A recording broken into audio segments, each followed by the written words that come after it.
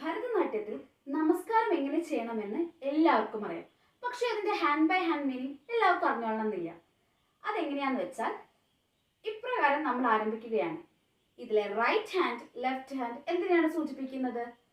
ഇതിലെ right hand ശിവനെയും left hand ശക്തിയെയും സൂചിപ്പിക്കുന്നു. ഇവ തമ്മിലുള്ള യോജിക്കൽ, കൂടിച്ചേരൽ.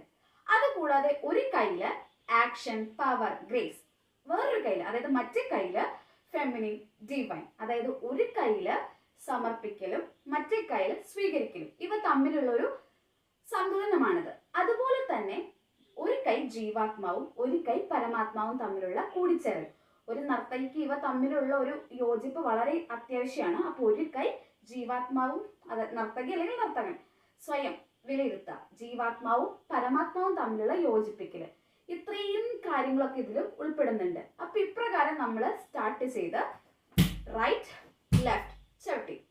ഇനി ഇപ്രകാരം നമ്മൾ കൈ കൊണ്ടുവരുന്നുണ്ട്. ഇതെന്തിനാണ്? നമ്മുടെ ഹിന്ദു മിത്തോളജി പ്രകാരം നമ്മുടെ ഭൂമിനെ 8 ദിക്കുകളായിട്ട് മാറ്റിയിട്ടുണ്ട്. ആ 8 ദിക്കുകള് എട്ട് ദിക്കുകളെ പരിപാലിക്കുന്ന ആൾക്കാരുണ്ട്. അവരാണ് അഷ്ടദിക്പാലകർ. ആ അഷ്ടദിക്പാലകരെ വണങ്ങുന്നതാണ് ഇത്. ഇവിടുന്ന് 8 ആൾക്കാരെയും വണങ്ങി, അഷ്ടദിക്പാലകരെ.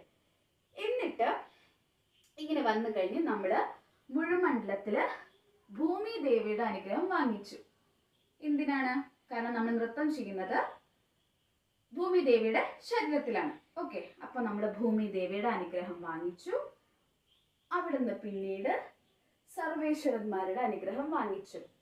പിന്നീട് ഗുരുക്കന്മാരുടെ, അവസാനം നമ്മുടെ നൃത്തം കാണാൻ വന്ന സദസ്യരുടെ.